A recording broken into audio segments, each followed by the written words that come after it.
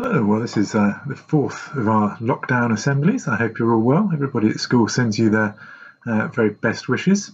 I know there's lots of you doing lots of work online that's being set by teachers, and there'll be some updated things coming once term starts again on Monday. So I hope you're keeping in touch with all of your studies and your various subjects.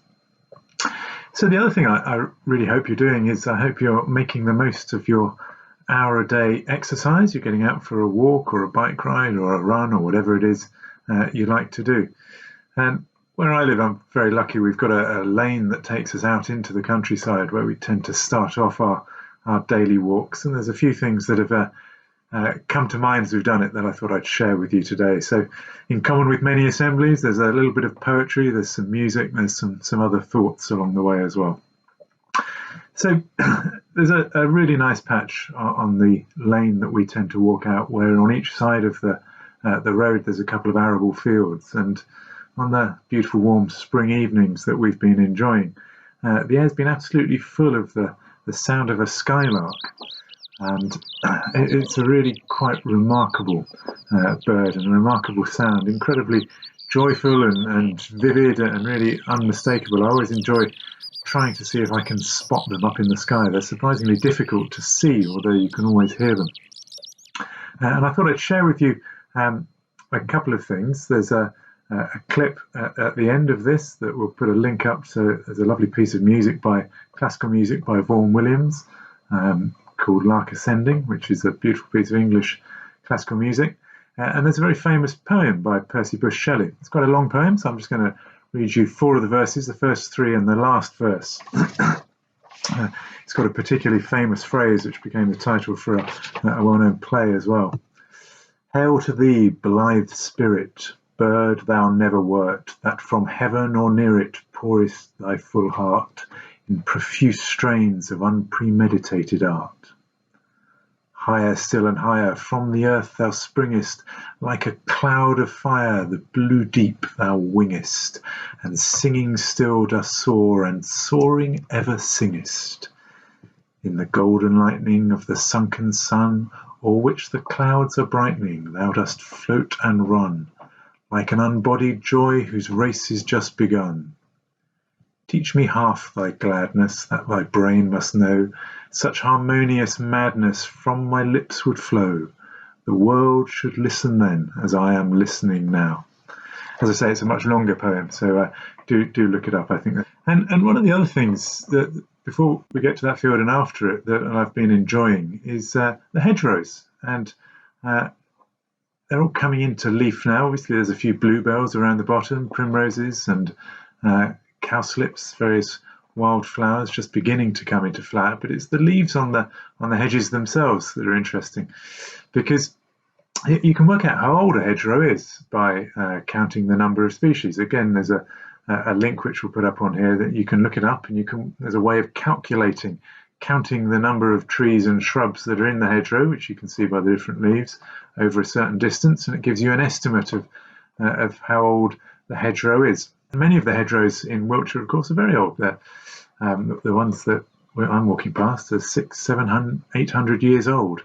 And that's a remarkable thing. I like to think in this very ancient landscape that we're lucky enough to live in, that people have been walking along those same lanes next to those hedgerows, listening to the ancestors of the larks that I'm listening to coming up and singing. And it's a really nice way of connecting with history. Obviously, Wiltshire's got famous historical landscape features. You think of Stonehenge and Silbury Hill and Avebury and all the long barrows and burial mounds around. But another one that I've been enjoying recently, as I've cycled into school for our occasional days in school, is I cycle along the Fossway a bit. Obviously, an ancient Roman road which stretches from Bath all the way up to Leicester. Of it is bridle path and paths through Wiltshire. There's a nice bit of bridle way near Shurston and Luckington that is the Fossway, but a lot of it is road, some nice quiet roads and some busier roads as it goes further north. But I really like that sense of a historic landscape. And when I was a child, I had another particular favourite book that's called The Eagle of the Ninth by Rosemary Sutcliffe. It tells the story of a lost legion, the Ninth Legion, the Hispaniola, who marched into Great Britain, as it was then, and marched north, possibly along the Fossway, up to Hadrian's Wall and across the wall to fight the Picts, as they were then, and disappeared and never came back. And they lost their eagle, which was the symbol, the sacred symbol in their minds of the legion. And it tells the story of a boy and his friend heading up to try and reclaim the lost eagle and restore the pride of the legion. And I often think, as I'm thinking about the Fossway, of imagining a troop of Roman soldiers marching, who might have marched all the way from Italy or Spain or anywhere else in the empire, and marching up through England towards Hadrian's Wall and the north. It must have been a very strange experience for them.